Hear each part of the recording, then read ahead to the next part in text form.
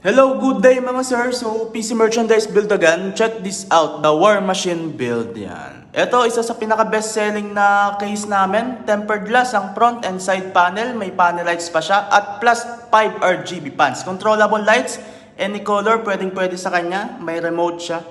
Yan. Ang specs, processor natin na Ryzen 7 5700G.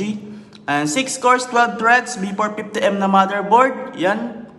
MSI siya ang branded na branded. Ang RAM natin dito, 16GB, 3200 MHz, DDR4 for multitasking, SSD na 256GB, M.2 siya. At extra storage na 1TB. Yan. For store siya ng malalaking file. Monitor natin dito mga sir, 27 inches, IPS frame rate, 75Hz.